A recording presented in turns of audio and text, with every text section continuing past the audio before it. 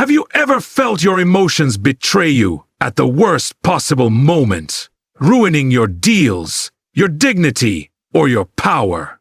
Today, we will break this weakness. We will learn how to master our emotions and use them as tools of power, exactly as a Machiavellian prince would, so you no longer become a slave to the storms within. I am Niccolo Machiavelli, and power is not for the faint-hearted. Most people believe that controlling the world begins with controlling others, but they fail because they cannot even control themselves.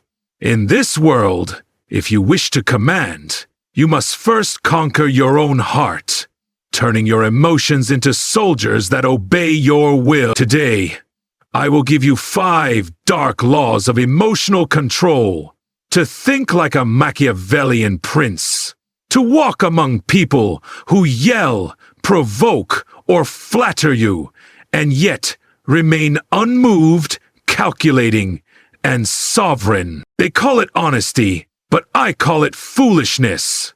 The greatest weakness of the masses is that their faces are open books. They sigh when they are tired. They frown when they are angry.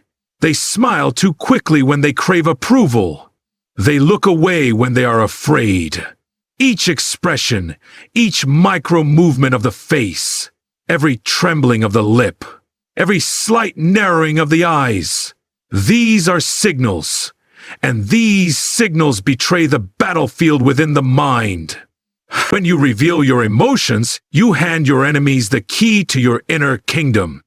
You tell them precisely where you are strong and exactly where you are weak. But the Machiavellian prince does not live like this. He wears a mask, and this mask becomes his first line of power. Imagine walking into a room where people are plotting against you, where rumors float like smoke in the air, where people are testing your every word for weakness.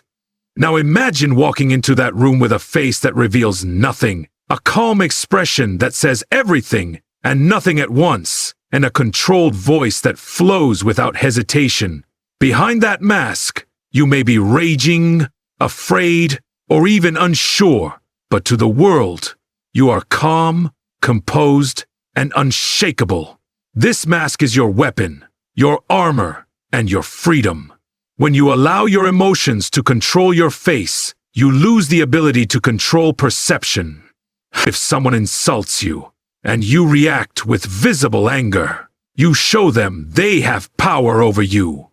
If they can make you flinch, they can make you dance. But if you wear the mask, you can smile softly at an insult, let your eyes remain steady, and respond with silence or measured words. This is how you maintain dominance in the room without raising your voice or your hand. You take away their power because they can no longer predict your behavior. There is also an art to understanding how others will project meaning onto your mask.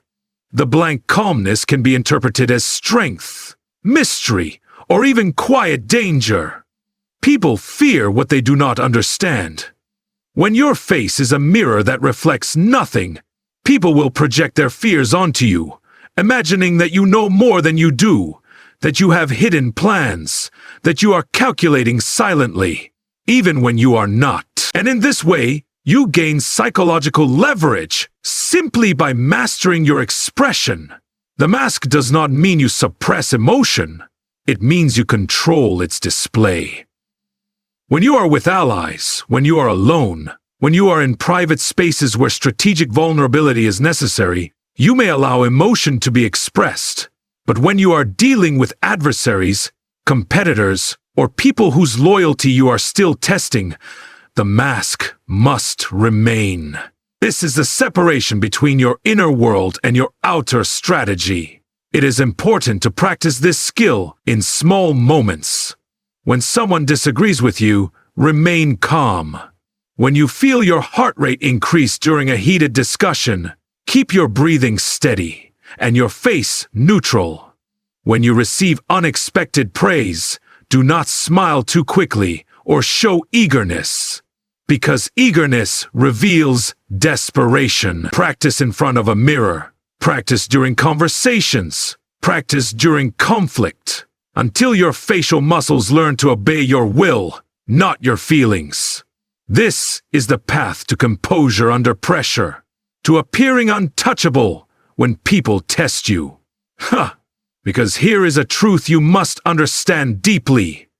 People are always watching for signs of weakness. They are always testing you with their words, their silences, their provocations. And if you reveal what provokes you, they will press that button again and again. Your silence and your calm face will confuse them. They will not know if they have succeeded or failed in getting to you. And this uncertainty will cause them to hesitate, to respect you, or to fear you. There is another advantage that comes from wearing the mask. It buys you time to think. Most people react instantly because they feel a compulsion to express what they feel in real time. But when you train yourself to keep your face calm, you create a gap between stimulus and response. In that gap, you can evaluate your options, weigh your words, and decide whether speaking or remaining silent will best serve your goals. This is the power of the mask. Most people live as prisoners of their feelings, pulled and pushed by every wave of fear, desire, anger, jealousy, and excitement. They react instantly, speaking words they later regret, making promises they cannot keep, retreating when courage was required, or charging forward when patience was needed. They believe they are living authentically, but in truth, they are nothing but leaves blown around by the winds of their own emotions, unable to command themselves, and thus unfit to command anything in the world around them. The Machiavellian Prince knows this is the root of weakness and chaos, and so he practices the art of emotional distance, learning to observe himself as an outsider, seeing his feelings without becoming his feelings, maintaining his sovereignty over himself, while the storms of the inner world rage quietly beneath the surface. Imagine yourself standing before a crowd that is shouting insults at you, or facing betrayal by someone you trusted, or hearing news that shakes the ground beneath you. The average person will react immediately, showing anger, fear, shock, or desperation on their face and in their voice. But the prince stands there, observing not only the situation, but also the internal reactions rising within him. He feels the anger, but he says to himself, "Interesting. Anger is here." He feels fear creeping up his spine, but he calmly notes, "Fear has arrived." By naming the emotion, by seeing it as a visitor rather than a master, the prince creates a gap between himself and the feeling, and in that gap lies power, clarity, and choice. This distance is not coldness for the sake of coldness. It is control for the sake of strategy. When you can observe yourself as if you are watching another person, you can analyze your emotions like a general studies the battlefield. You can ask, "What is the source of this fear?" Or, "Why does this insult anger me so much?" And you can decide whether acting on these feelings will serve your goals or sabotage them. Most people lack this skill and believe that their emotions are sacred signals they must obey without question.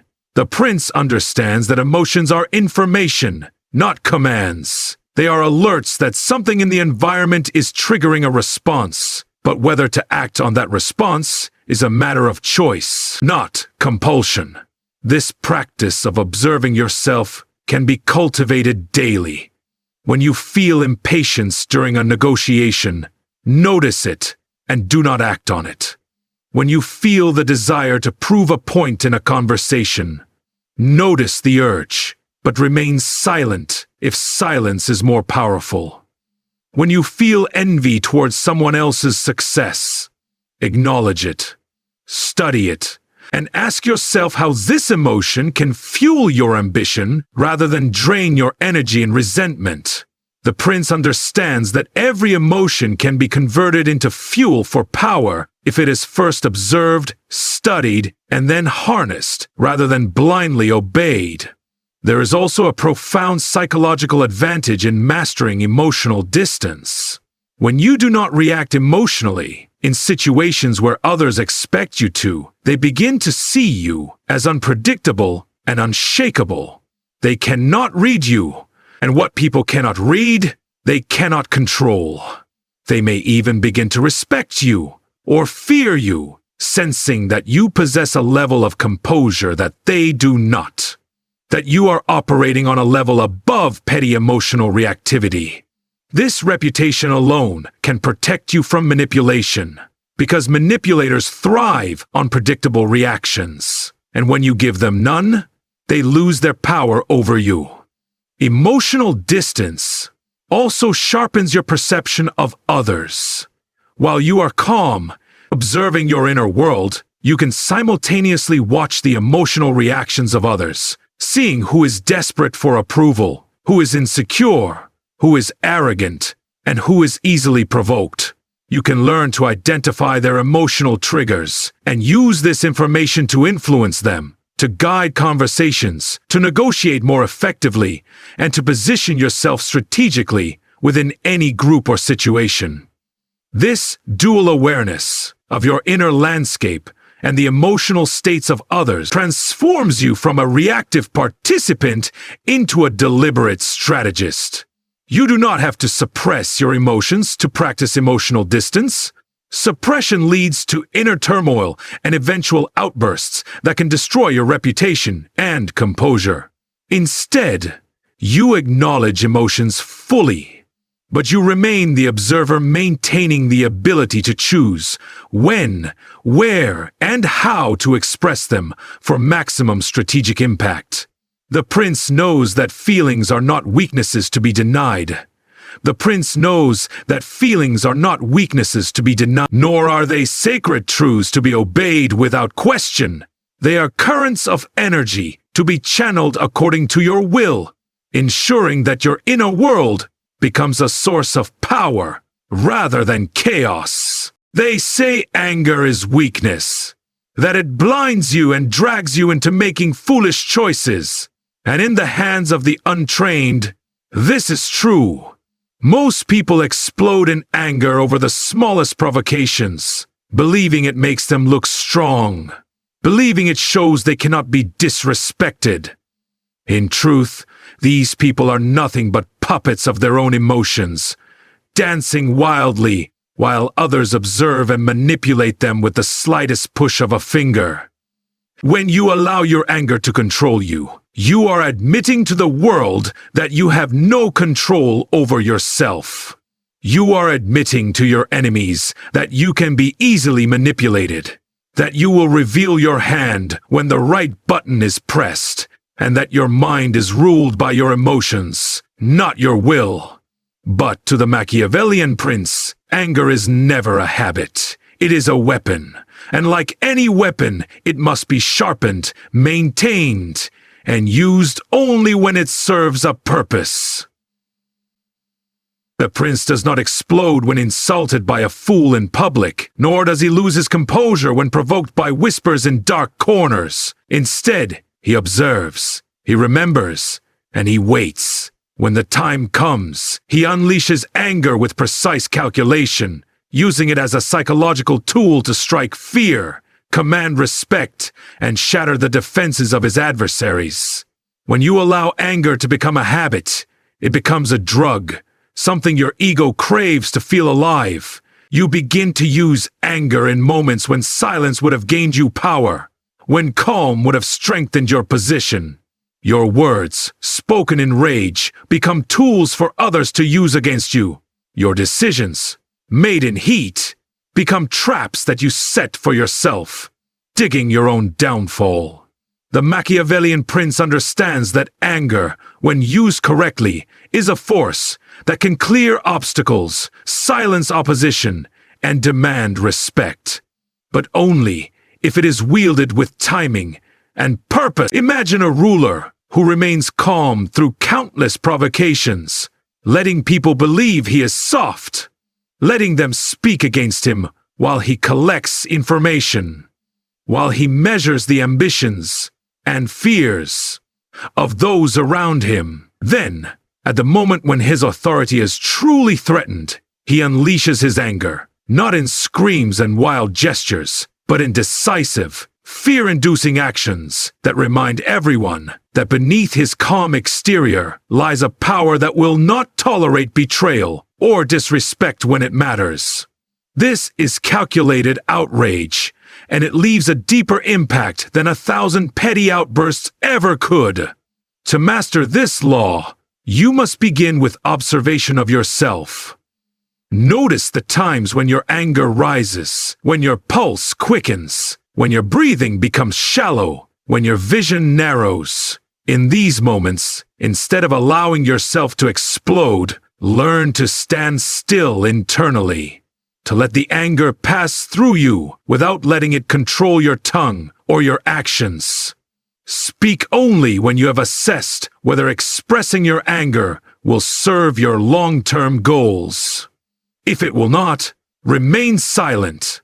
If it will, express it with controlled intensity, ensuring that every word you speak lands like a carefully thrown dagger, not a wild swing in the dark. When you do choose to display anger, do it with clear intention. Look your adversary in the eye. Speak slowly. Let your silence between words create tension. And let your body remain composed while your words carry the weight of your disapproval. This controlled display of anger will command more respect than shouting ever will, because it shows you are not a slave to your rage, but a master of it. People will think twice before provoking you again, because they will know that your anger is not easily provoked. But when it does surface, it has consequences that are real and inescapable. There is another advantage to turning anger into a calculated weapon. It allows you to read the reactions of those around you with clarity.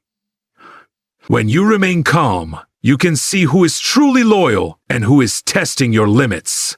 When you express controlled anger, you can observe who recoils, who challenges, who tries to placate you, and who remains unaffected. Each reaction is a piece of information you can use, a glimpse into the true nature of those who surround you, allowing you to position yourself with greater power in your environment. Understand this deeply. It is not the absence of anger that makes you powerful, but the control of it. The ability to feel the heat rise within you while maintaining an icy mind. The ability to harness that energy and direct it towards purposeful action instead of reckless speech is what separates those who rule from those who are ruled by their emotion. The masses believe that expressing every emotion is authenticity, but the prince knows that controlling which emotions are expressed and when they are expressed is true strength and the foundation of unshakable authority. Impulse is the enemy of power. Most people live in chains, reacting instantly to every emotion and every provocation that crosses their path. Someone insults them, and their face contorts. Their voice rises, and words spill out like a flood, uncontrolled and messy. Someone praises them, and they smile too quickly, reveal too much, and open themselves to manipulation. An opportunity appears, and without thought, they jump in, failing to see the traps hidden within the promise. I saw the traps hidden within the promise. The world is filled with people who act on impulse, and that is why the world is filled with weak, predictable, and easily controlled individuals who can be steered with a simple word, a look, or a moment of fear. The Machiavellian Prince, however, understands that power requires the discipline of delayed reaction, the art of creating a gap between feeling and action, allowing emotion to transform into strategy before any move is made. Consider the advantage you gain when you do not act immediately upon being provoked. Someone says something designed to insult you, to push your pride, to force you to react, and reveal your emotional state. The average person will defend themselves, argue, and waste energy on a battle that should have never begun. But the prince remains silent, his face calm, observing not only the words but the intention behind them, reading the psychology of the person attempting to provoke him. By delaying reaction, he turns the situation into an opportunity to gather information. Is the provoker insecure, seeking validation through conflict? Are they testing boundaries? Are they revealing their own fears by attempting to impose them on others? By not reacting instantly, the prince collects these answers while maintaining his composure, ensuring he does not hand over his power to another's game. This discipline of delay applies not only in conflict, but in moments of praise and opportunity. When people shower you with compliments, they often want something, even if they do not say it directly. They want your approval, your alliance, your resources, or your attention. The average person, hungry for validation, shows eagerness, smiles too widely, and becomes pliable in the hands of the flatterer. But the prince, even when receiving praise, remains measured. He accepts it calmly, observing the giver, listening for hidden motives, and never allowing the pleasure of praise to blind him to the reality of the situation. In business, in negotiations, and in the game of alliances, delayed reaction is a weapon of supreme value. Opportunities will appear that seem too good to be true, and often they are. The world is filled with traps dressed as treasures. Agreements that benefit others while draining your time, energy, and freedom. The impulsive person jumps in with excitement, only to discover later the cost of acting without calculation. The prince, however, practices the art of pause. When an opportunity appears, he asks questions, studies the details, and remains quiet while others reveal their intentions. He watches for contradictions, hidden clauses, and weaknesses that others overlook in their rush to act. By delaying his reaction, he gains clarity, while others lose it in excitement. There is power in silence, in holding your tongue when your ego screams to be heard, in holding your hand when your desires demand to reach out. It is within this silence that you can hear your deeper intentions, measure your resources, and calculate the long-term impact of any action you are about to take. Impulse often demands immediate satisfaction, but power demands patience, and the prince understands that the greater victory often lies in waiting for the right moment to act, rather than acting simply because the moment has arrived. This practice also creates a psychological advantage over others. Your unpredictability becomes a form of intimidation, a reminder that you are not easily swayed by emotion, and that you are not a participant in the common dance of reactivity that most people perform daily. Instead, you move according to your own timing, your own plan, and your own principles, maintaining leverage in every interaction. Delayed reaction transforms your emotions from being masters you obey into servants you command. When you feel anger, you allow it to rise. You observe it, but you do not act until you have chosen how to use it. When you feel excitement, you let it fill you, but you do not speak or commit until you know the cost and the consequences. When you feel fear, you let it inform you, but you do not allow it to control your decisions or your posture. In this way, every feeling becomes a piece of information, and every action you take is intentional, rooted in strategy rather than impulse or emotional compulsion. You have now seen what most will never see. You have learned the dark laws that transform emotion from a chain around your neck into a sword in your hand. Most people will live their lives reacting, exposing themselves, exploding in useless rage, chasing illusions in excitement, trembling in fear and seeking validation from those who hold no power themselves. They will remain predictable, easy to read, easy to provoke, easy to manipulate, and easy to break.